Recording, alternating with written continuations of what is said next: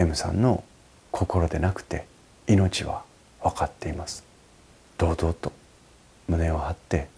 ちゃんと生きようとするということ、生まれ持ってきたこの命をね、自分が精一杯充実して生きること、 M さんの命の要求なんですね。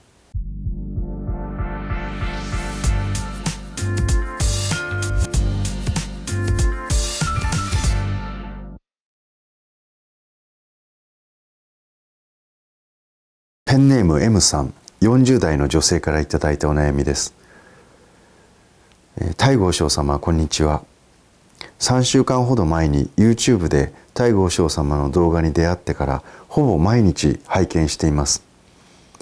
メールを差し上げるのはこれが2回目です。約2ヶ月ほど前に愛する男性が病気で亡くなりました。前回お便りさせていただいた時は亡くなって2週間ほどしか経っておらず、悲しみと絶望でどうしていいかわからないほど取り乱していた時でした。こっそり恋愛だったので誰にも言えないという辛さからお便りさせていただいたのでした。あれから少し時が経ち、四十九日を区切りに心の中で亡くなった彼に本当のさよならをしました。別れを告げた後大泣きしてしまいましたが、自分の中で踏ん切りがついたのか、胸が苦しくなったり死んでしまいたいと思ったりすることはピタッとなくなりました。悲しさに押しつぶされそうだったけれど、結局は彼に別れを告げられなくて引きずっていた自分の気持ちの問題だったのかもしれません。まだふと思い出して泣くことがありますが、穏やかに過ごしています。太閤上様に出会えたのも心の支えになっています。太閤上様にお聞きしたいことがあります。大切な人を亡くすという大変つらい体験は、残された者にとってどんな学びがあるのでしょうか。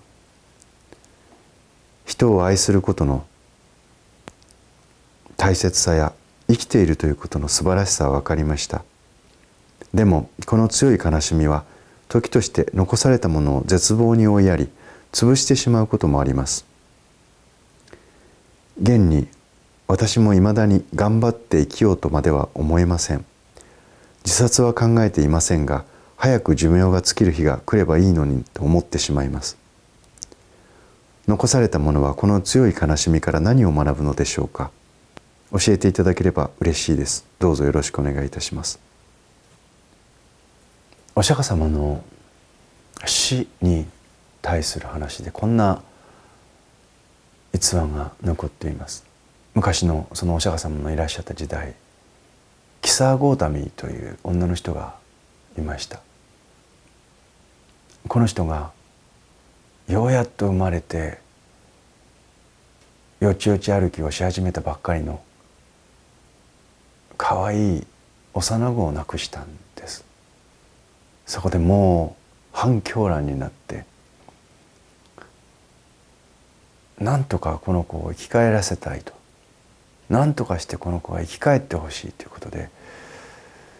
いろいろな人を訪ねて回ってお釈迦様の噂を聞いて、そしてお釈迦様のところに駆けつけていって相談したんです。私の可愛い子をなんとか生き返らせてくださいと。そしたらお釈迦様はおっしゃった。分かりましたと。あなたの子供を生き返らせてあげましょう。その条件としてね、お釈迦様はキサーゴタミにこのように言いました。いろいろな家々を回ってケシの実をもらってきなさいと。でそのケシの実は一人も死人を出したことがない家からもらってきなさい。そしたらあなたの子供を生き返らせてあげる。そのようにお釈迦様が約束したんですね。そこでキサゴタミは喜んでいろんな家を訪ねて歩きます。そしてケシの実をくださいということでさまざまな家を訪ね歩くわけですけれども、残念ながら一人も死者を出したことがない家というものが見つからないんです。尋ぬれども尋ぬれどもみんなそこの家の人が亡くなってるんです。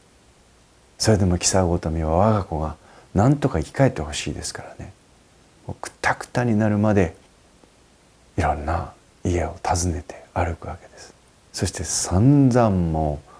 ういろいろな家を訪ね回った挙句にキサゴトミは気づくんですね。一人も愛する人を失ったことがない家はないんだということに。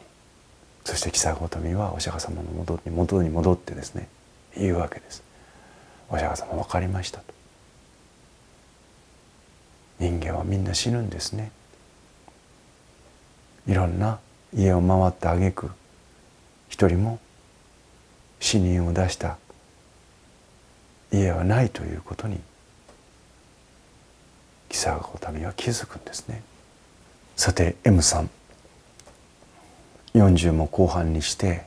当たり前のことに改めて気づかれましたね。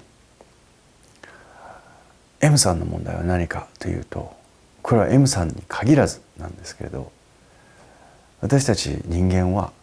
この地球上の動物の中で自分が老いるということを意識できる、おそらく唯一の動物だと思います。他にも自分の死を意識できるという動物がいるかもしれませんけれども、話したことないからわからないんですけど、おそらく人間はね、自分の知り合いの人が死んだ、あるいは自分がだんだんシワが増えてきて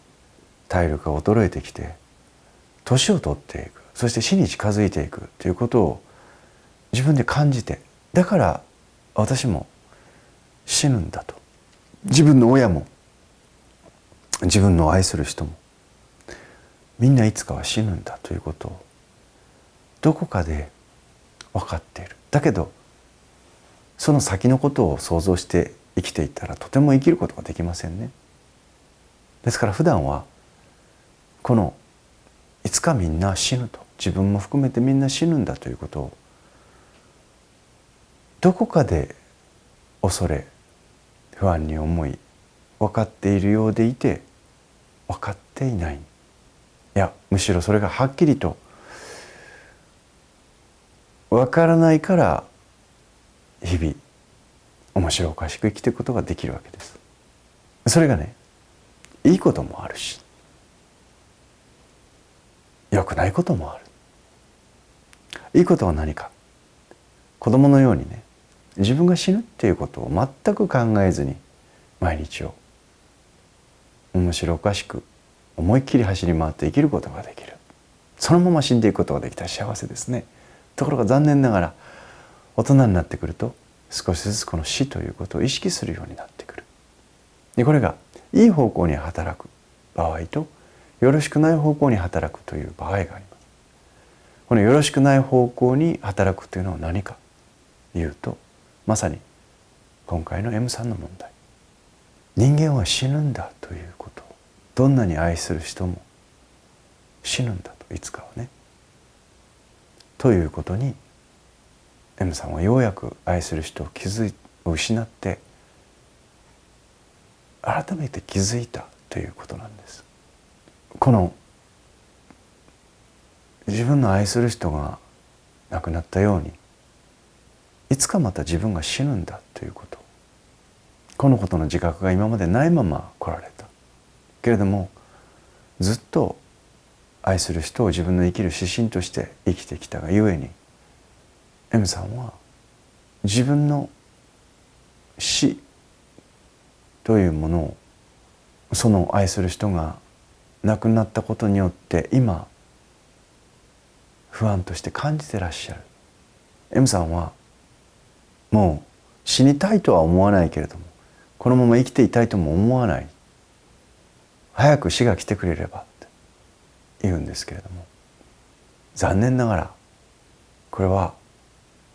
M さんが実はね、改めて愛する人を失って自分の死が怖くなったっていう裏返しなんです。私いつも言うんですけれど、私は死んでしまいたいっていう人ほど実はどこかで生きたいと思ってる。だけれどもこの生があまりに不安定なので死にたいという表現を使うんです。いや、生があまりに不安定というよりも、この生がはもともと不安定なものなんですけれども、そのことに気づいたので死にたいって言うんです。でも本当は死にたいわけじゃない。この不安定な生をどう生きていったらいいのかということに対して自分が今まで考えてこなかったので、それを突きつけられた時に怖くなるんですね。だから早く死んでしまいたいと、もう自分なんか生きててもしょうがない、本当にそう思ったらさっさと死んでるんですよ。だけどそうでないということは、実は死ぬということではなくて、生きるということが不安でたまらなくなっている。つまり生というものに改めて今 M さんは愛する人の死を通してようやっと向き合ったっていうことなんです。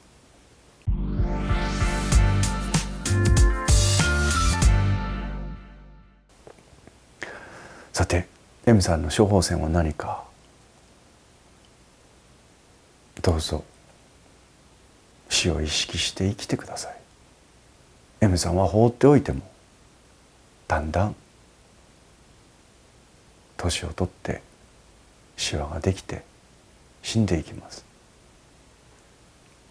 私は未来が予測できるんです。 M さんは必ず死にます。だから死ぬことはもう考えなくていい。人間にとって大事なことは死ぬことじゃないんです。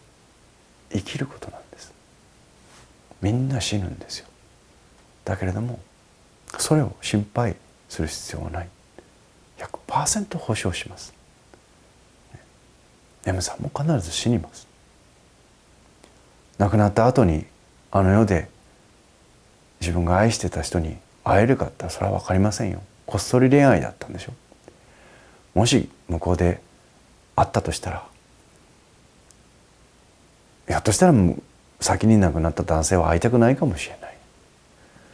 ようやっとそのこっそり恋愛に終止符が打たれたのに、また不安にならなきゃいけないじゃないですか。もしねあの世があるとしたら、 M さんは大事なことは何かって言ったら、死ぬことではない、ちゃんと生きることなんです。一つのこっそり恋愛を終わらせなきゃと思っていて、どこかで相手の男性が亡くなったことによって悲しみもあったけれども、ずっとこっそりの苦しみというものを抱えながら今まで生きてこられたはずなんですね。悲しみと同時にどこかで別れなきゃと思っていたことにようやく終止符が打てたってご自分でもおっしゃってる。おそらく相手の男性もそうだと思いますよ。さて M さんがしなければならないことは何か。いろいろな事情があってこっそり大好きになったと。長いことその関係が続いていたと。自分の意思を持ってそれを打ち切ることはできなかったと。もう終わったことだからそれはいいけれども、それは死という相手の死という強制的な一つの終止符が打たれた。でもその後ね、これからは M さんの問題です。さて M さんが残された生をどう生きるか。おそらくお亡くなりになったその愛する男性も、もしね M さんに対して何らかの気持ちがその魂にあるのであればね、おそらくね M さんは私が死んだ後今度はこっそり苦しまずにちゃんと生きてねって多分思ってるはずです。いいですか。死ぬことは必ず来るんです。でも生きることの時間というのは M さんだってもうどんどん年取っていってなくなっていくわけですね。残された人生をどう生きるか。まだまだ40代の後半ですから、今は素直にそう思えないかもしれませんけれども、 M さんの心でなくて命は分かっています。堂々と胸を張って何も立派なことをする必要はないけれども、 M さんがちゃんと生きようとするということ、生まれ持ってきたこの命をね、自分が精一杯充実して生きること、これは M さんの感情ではなくて M さんの命の要求なんですね。おそらくお亡くなりになったその愛する人というのも、もしその人に良心があるのであれば、きっとね、自分の死後 M さんがちゃんと生きていくだろうかということを心配なさっていると思います。結論になりますが、死ぬことはいい、死ぬんですよ、ほっといても。でもちゃんと生きること、これをしなかったら M さんの人生は M さんがちゃんと全うしたことにはならないんですね。いくつで死ぬなんてことは分かりませんけれども、いずれちゃんと置いてちゃんと自滅していくように命はできていますけれども、このちゃんと自滅のシステムが働いて命がなくなるまでの間、さて M さんがどう生きるのかって、どう生きたのかっていうこと、これをきちんと向き合って、そしてこれをきちんと修行していくということ、これが本当に魅力的な人間です。これが本当の魅力的な女性です。どうぞ、せっかく自由になったんですから死ぬのはいい。これからちゃんと生きてみてください。応援してます。